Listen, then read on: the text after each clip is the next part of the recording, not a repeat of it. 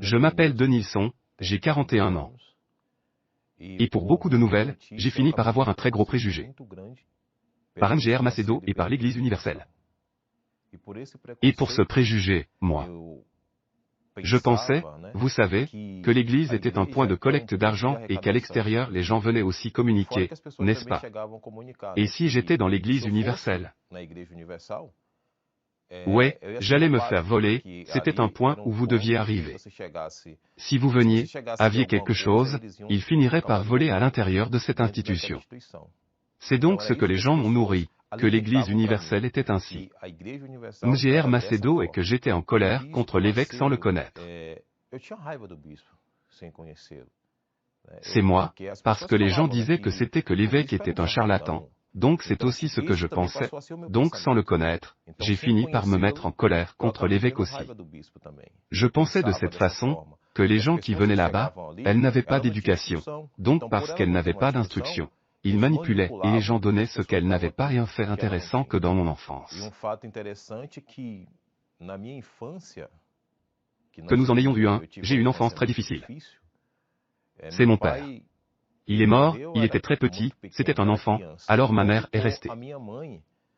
Pour elle, s'occuper de 5 enfants, donc, la situation très difficile.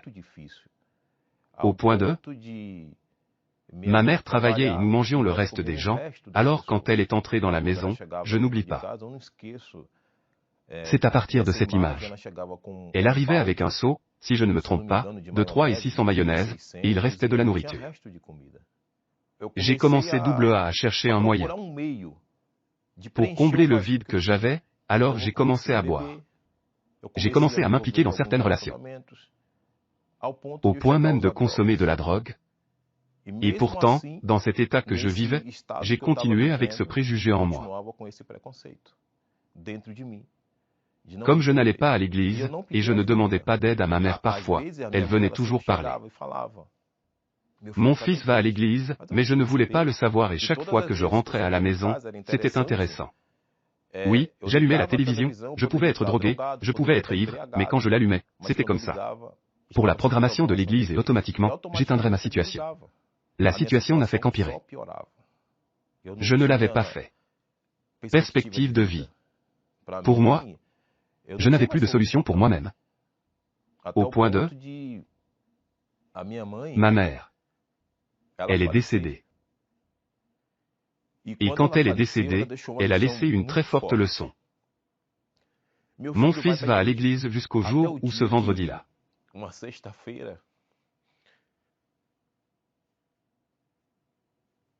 Je suis arrivé à l'église universelle. Il n'y en avait plus. Un autre endroit.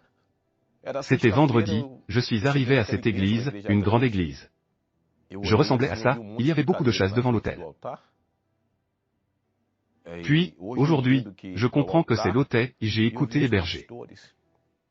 Assis. Je suis allé à l'un d'eux j'étais en short en tongue. T-shirt. Je n'oublie pas le nom de ce pasteur. Pasteur Luis Carlos. Et quand je suis arrivé à cette chaise où j'étais assis, ma souffrance était si grande que je viens de pleurer. Il m'a regardé et m'a parlé, il a parlé là. Dieu, il va changer sa vie et tout ce qu'elle a dit devant cet autel. J'ai commencé A et je l'ai mis en pratique, puis j'y suis allé. Je me suis fait baptiser. J'ai commencé par le baptême, j'ai commencé pour comprendre que ce n'était pas seulement le baptême d'eau. Et oui aussi le baptême avec le Saint-Esprit. Que j'avais besoin de cette nourriture, mon âme était dans le besoin. Mon âme souffrait, elle pleurait. J'ai commencé à comprendre la prédication, j'ai commencé à lire la Bible, qui pour moi, la Bible est un livre commun. C'était 11 livres qu'il était toujours ouvert dans le psaume 91, que parfois nous arrivions sur place. Il y avait celui-là pour ma Bible de cela. Seulement il n'y avait pas Dieu lui-même, la parole de Dieu était Dieu lui-même qui me parlait. Et j'ai commencé à méditer. J'ai commencé à comprendre l'importance de l'Église universelle. Il l'a dans notre vie, n'est-ce pas? J'ai perdu plusieurs années de ma vie. Par les fausses nouvelles, et par ces années, je me suis blessé. J'aurais pu avoir cette souffrance, je n'aurais pas pu la traverser. Cette souffrance, il pourrait être arrêté. Mais malheureusement, cette nouvelle m'a affaibli et j'ai fini par croire que lorsque j'ai commencé à comprendre ce préjugé, il a automatiquement pris fin. Et j'ai commencé à penser, comment une institution comme l'Église universelle, elle, c'est tellement critiqué. Et cet homme, il m'a tendu la main pour m'aider. Combien de mal me suis-je causé en pensant mal de Mgr Macedo? Et étant ces gens, elle a été éduquée par le Saint-Esprit pour aider les autres, sans rien facturer du tout. Ma véritable offrande, je donne ma vie au Seigneur Jésus. C'était vrai, c'était ce que je devais faire et je n'avais pas écouté ce que j'avais, ce qui était là depuis longtemps. Mercredi, j'étais en réunion. L'évêque qui l'a appelé à venir devant l'autel. Je suis allé devant l'autel. À ce moment-là, ce mercredi-là, j'ai vraiment reçu le Saint-Esprit. C'est ma vie, elle. Elle a changé, j'étais comme un bateau sans gouvernail, non? Pas maintenant. Maintenant, j'ai un cinéma qui est l'Esprit Saint, qui me guide, qui me dirige. Alors moi. Pas moi. J'ai eu des problèmes sentimentaux, aujourd'hui je suis marié à la femme de Dieu. Aujourd'hui, Dieu merci, ce vide qui était en moi, il a été rempli, et je n'oublie jamais un verset que j'ai médité quand j'étais dans cette situation. N'est-ce pas? Je n'ai jamais vu un être juste abandonné, ni sa progéniture, mendier du pain. Donc, Dieu ne le laisse toujours pas disparaître.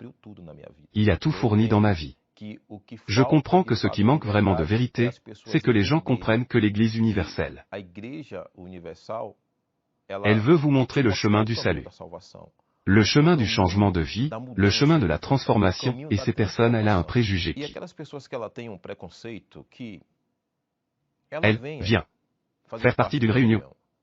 Je vous le dis toujours, si vous avez le préjugé que l'Église prendra votre argent, laissez votre portefeuille à la maison, dans votre voiture. Laissez tout ce qui représente votre vie financière sortir dans le temps, seulement avec votre vie, avec votre âme. Avec la pensée de quoi? Ce que vous devez recevoir, pas ce que vous devez donner. J'étais affaibli, je ne comprenais pas, mais aujourd'hui je comprends l'importance de l'Esprit Saint dans la vie de l'être humain.